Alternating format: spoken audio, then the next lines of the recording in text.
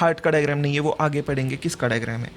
अब हमने हार्ट के बारे में तो मेजर पोर्शन ख़त्म कर लिया। अब हम समझ लेते हैं कि डबल सर्कुलेशन क्या है। उससे पहले मैं बता दूं आप लोगों को, हर ऑर्गेनिज्म में 4 चेंबर वाला हार्ट नहीं होता। कुछ ऑर्गेनिजम्स में सिर्फ 1 चेंबर वाला हार्ट होता है, कुछ में 2, कुछ में 3, और बहुत सारे मतलब हमारे साथ जो मैमल्स है उनमें 4 चेंबर वाला हार्ट आप लोगों को देखने को मिल जाएगा। अब हर किसी ऑर्गेनिज्म को ऐसा ज़रूरी नहीं कि पूरा का पूरा ऑक्सीजनेटेड ब्लड ही मिले, लेकिन हम लोग बहुत बड़े हैं साइज़ में, इसलिए हमें ज़रूरी होता है कि हमें सिर्फ ऑक्सीजनेटेड ब्लड मिले। अब फ़िश में क्या होता है कि गिल्स में जो उनका तो गिल्स में ही उन लोगों का सारा मतलब ऑक्सीजनेशन का काम हो जाता है, तो उन्हें सिर्फ एक चक्कर लगाना पड़ता है। लेकिन हमारी बॉडी जो है वो बहुत ज़्यादा कॉम्प्लेक्स है, और हमारी बॉडी के मोस्ट ऑफ द सेल्स जो है वो बहुत डीप डाउन है, इसलिए हमें 2 बार ब्लड सर्कुलेट करने की ज़रूरत पड़ती है। इसका मतलब ये है क्या कि एक ब्लड या फिर एक सेल 2 बार चली जाती है? नहीं। इसका मतलब ये है कि पूरा का पूरा ब्लड जो है वो 2 सेपरेट साइकिल्स में घूम रहा होता है हमारी बॉडी में।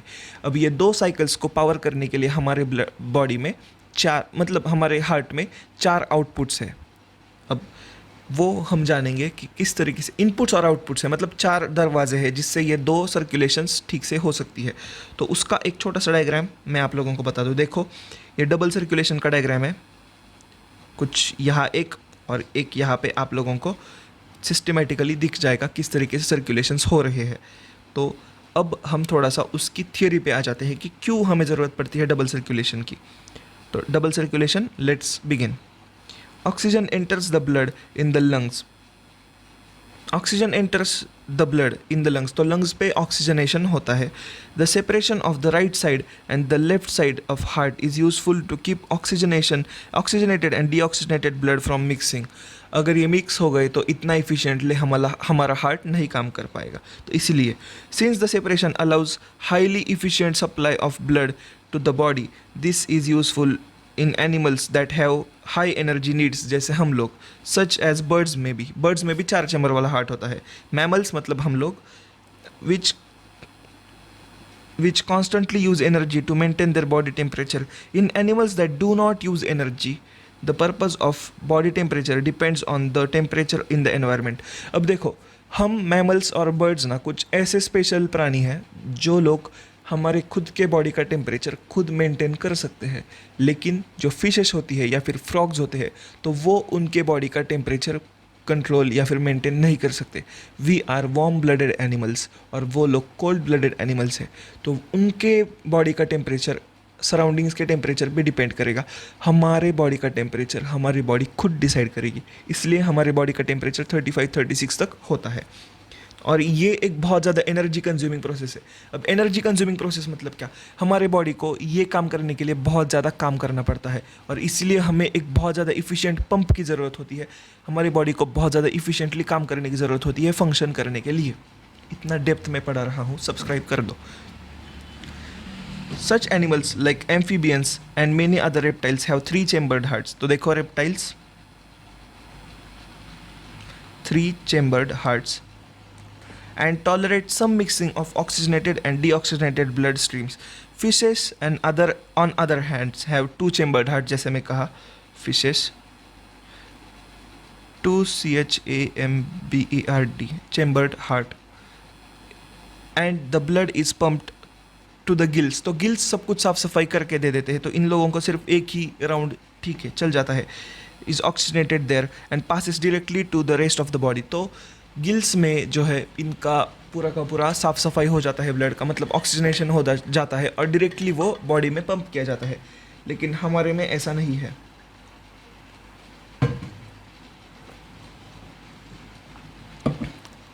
Thus, blood goes only once through the heart in the fish during the cycle of passage through the body. On the other hand, it goes through heart twice during each cycle in other vertebrates, जैसे हम लोग. This is known as double circulation. तो उनमें सिर्फ एक ही चक्कर लगता है, हमारे में 2 चक्कर लगते हैं, तो this is called as double circulation. अब ये डबल सर्कुलेशन का डायग्राम है, वो डायग्राम हम लोग ठीक से समझ लेंगे। अब चलो, सबसे पहले जो 3 सबसे इम्पोर्टेंट मसल या फिर 3 इंपॉर्टेंट ऑर्गन्स है वो जान लेते हैं। देखो, अब मैं थोड़ा सा फॉन्ट बढ़ा रहा हूँ ताकि आप लोगों को ठीक से समझा सकूँ। ग्रीन कलर का कर लेते हैं। अब देखो, यहाँ पे हमारे लंग्स है, यहाँ पे हमारा मसल है या फिर ऑर्गन है, और ये हमारा हाय मेरा दिल, हाय मेरा दिल, ये दिल है। चलो, ये तो समझ में आ गया आप लोगों को, दिल, हाय मेरा दिल, हाय मेरा दिल। तो ओके, अब हम डबल सर्कुलेशन किस तरीके से काम करती है ये जान लेते हैं। सबसे पहले हम स्टार्ट करेंगे, डीऑक्सीजनेटेड ब्लड हार्ट में आ रहा है। देखो, डीऑक्सीजनेटेड ब्लड हार्ट में आ रहा है, वापस से पंप किया जाता है वेंट्रिकल्स के द्वारा। कहाँ पर? लंग्स में। लंग्स में इसे ऑक्सीजनेट किया जाता है, ऑक्सीजनेट किया जाता है, ऑक्सीजनेशन करके, मतलब ऑक्सीजन इसमें भर दी जाती है। अब ये ऑक्सीजनेटेड ब्लड वापस से हार्ट में आ जाता है, फिर से इसे पंप किया जाता है। कहाँ पर? तो अब देखो, ये हो गई एक साइकिल, ओके, कि भाई आ गया ब्लड, उसके बाद फिर से हार्ट तक आ गया ब्लड। अब फिर से इसे प्योर ब्लड को फिर से पंप किया जाता है मसल्स में। मसल्स में फिर से इसके अंदर जो ऑक्सीजन है वो कंज्यूम की जाती है, और फिर से ये डीऑक्सीजनेटेड ब्लड आ जाता है हार्ट में वापस, मतलब यहाँ से भेज दिया जाता है, यहाँ पे आ जाता है। तो this is how double circulation happens. अब इसमें जो छोटे छोटे ऑर्गन्स है जो यूज़ किए गए हैं, तो वो है आर्टरीज, वेन्स, और हाँ बस यही हो गया। और ये पल्मोनरी वेन्स और फिर ये पल्मोनरी आर्टरीज। अब वेन्स का, आर्टरीज का हम फंक्शन जान लेते हैं। Veins always carry blood from organ to heart. Veins from organ to heart, okay. और जो आर्टरीज है वो फ्रॉम हार्ट टू ऑर्गन। ये बस आप लोग जान लो। अब ये पल्मोनरी, अब ये तो आर्टरी होनी चाहिए वैसे आप कहोगे, तो देखो ये आर्टरी होती है, बस इसे नाम वेन दिया गया है। वेन नाम क्यों दिया गया है? Because it takes blood from organ to heart, इसीलिए इसे नाम दिया गया है। वैसे ही आप कहोगे सर ये तो वेन होनी चाहिए ना, इसमें तो डीऑक्सीनेटेड जा रहा है। देखो, this is also a vein but we call it as a artery. क्यों? बिकॉज ये इट टेक्स ब्लड। अब आर्टरी क्या करती है? देखो, फ्रॉम हार्ट टू ऑर्गन, तो ये देखो ये भी फ्रॉम हार्ट टू ऑर्गन ले जाती है, इसलिए बस यही कहना था इस डबल सर्कुलेशन में। अब हम और थोड़ी सी इंफॉर्मेशन कलेक्ट कर लेते हैं ट्यूब्स के ऊपर, मतलब वो जो है ब्लड वेसल्स के ऊपर। Arteries are vessels which carry blood away. देखो, arteries are vessels which carry blood away from the heart and to various organs. Since the blood emerges from the heart under high pressure, the arteries have thick elastic walls. अब देखो, arteries, important points लिख लेते हैं because these are very very important for your exam. Away, वे हो गया, away from दिल, okay. उसके बाद इलास्टिक, थिक, हाँ हो गया, thick and elastic walls. Veins के बारे में जान लेते हैं, VEINS। वेन्स में क्या होता है? कलेक्ट ब्लड टू दिल, ओके। उसके बाद इनमें क्या होता है? अब देखो, पैर से, अब समझो ये रामू है, और रामू ऐसे, रामू थोड़ा क्यूट है, समझ लो आप हो, चलो आप बहुत ज़्यादा क्यूट हो, तो इसलिए आप ऐसे खड़े हो दो पैर पे। तो देखो, रुक जाओ, थोड़ा और क्यूट बना दो आप लोगों को।